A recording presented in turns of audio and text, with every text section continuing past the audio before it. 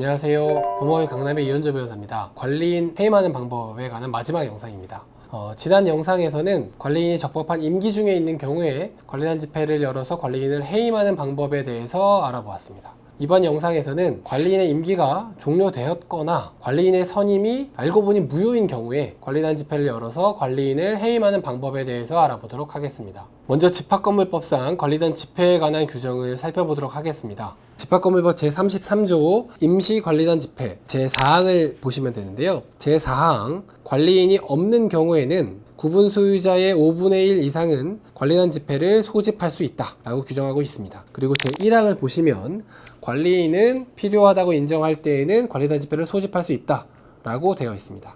네, 이런 집합건물법 규정에 따르면 관리인이 있는 경우에는 관리인만이 관리단 집회를 소집할 수 있고, 반면에 관리인이 없는 경우에는 5분의 1 이상의 구분 소유자들이 직접 소집권자가 되어서 관리단 집회를 개최할 수 있습니다. 이전 영상에서 관리인 선임 절차가 형식적으로는 존재하지만 그 절차와 내용에 중대한 하자가 있어서 관리인 선임 결의가 법적으로는 무효가 되는 경우가 빈번하게 있다라고 설명을 드렸었는데요. 이렇게 관리인 선임 결의가 형식상 있지만 실질적으로는 무효인 경우라면 관리인이 애초부터 선임된 적이 없는 것입니다. 그래서 이 경우에는 5분의 1 이상의 구분 소유자들이 직접 소집권자가 돼서 바로 관리단 집회를 개최할 수 있습니다. 문제가 되는 것은 관리인이 적법하게 선임되었지만 그 임기가 도과한 경우입니다. 집합건물법 제24조 제2항은 관리인의 임기가 2년이 넘을 수 없다라고 규정하고 있는데요. 이 2년의 임기가 지난 경우에 관리인이 있는 경우로 보아야 할지 아니면 없는 경우로 보아야 할지 의문이 듭니다. 있는 경우라면 관리인만 관리단 집회를 소집할 수 있을 것이고, 없는 경우라면 구분 소유자들을 직접 개최할 수 있을 것입니다. 이 부분이 실무에서 굉장히 자주 문제가 됩니다.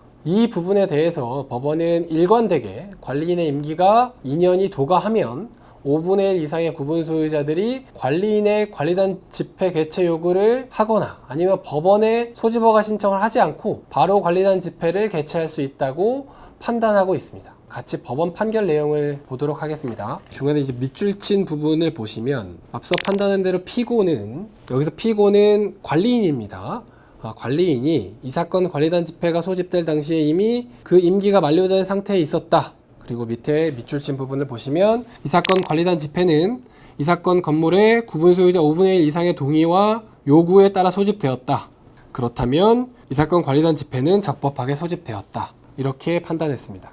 이렇게 보신 바와 같이 법원은 임기가 지났을 때 2년이 지나면 관리인이 없는 상태로 봐서 관리인이 아닌 5분의 1 구분 소유자들이 직접 관리단 집회를 소집할 수 있다고 봅니다. 요약하자면 관리인의 임기가 종료되었거나 관리인 선임 결의가 무효인 경우에는 관리인이 없다고 봐서 5분의 1 이상의 구분 소유자들이 직접 소집권자가 돼서 관리단 집회를 개최할 수 있습니다. 그럼 그 관리단 집회에서 새롭게 관리인을 선임하는 방법을 통해서 실질적으로 관리인을 해임시키고 변경할 수 있는 것입니다. 지금까지 총 6편의 영상을 통해서 문제 있는 관리인을 해임하는 방법에 대해 알아보았습니다. 크게 구분하자면 관리인 선임 결의 무효 확인 청구, 관리단 집회 결의 취소 청구, 관리인에 대한 직무집행정지 가처분 등 소송을 통한 방법과 관리단 집회를 통해서 해임하는 방법이 있었습니다. 그러나 실제 관리단 분쟁 실무에서는 소송과 관리단 집회가 혼합돼서 진행되는 경우가 많습니다. 이런 경우에 소송의 결과가 관리단 집회에 결정적인 영향을 주고 관리단 집회의 결과가 소송에 결정적인 영향을 주기도 합니다. 결국 관리인을 해임시키는 싸움에서 이기기 위해서는 소송이라는 수단과 관리단 집회라는 수단을 유기적이고 효율적으로 잘 조합해서 그래서 가장 효과적인 전략을 수립할 수 있어야 합니다. 그리고 관리단 분쟁은 최소 짧게는 2-3달, 길게는 1-2년 동안 지속되는 경우가 많습니다. 관리단 분쟁은 그 나름대로의 다이내믹이 있는 것인데요. 그렇기 때문에 그 기간 동안 변화하는 상황과 상대방의 대응에 따라서 최적의 대응 전략을 그때그때 신속히 수립하고 실행하는 것이 필요합니다. 그래서 저희와 같은 관리단 분쟁을 많이 수행한 변호사들과 꼭 상의하시는 것이 필요하다고 생각을 합니다. 이런 것들을 잘 고려하셔서 관리단 분쟁에 있어서 꼭 원하시는 결과를 꼭 달성할 수 있으셨으면 좋겠습니다. 이것으로 오늘 영상을 마치겠습니다. 감사합니다.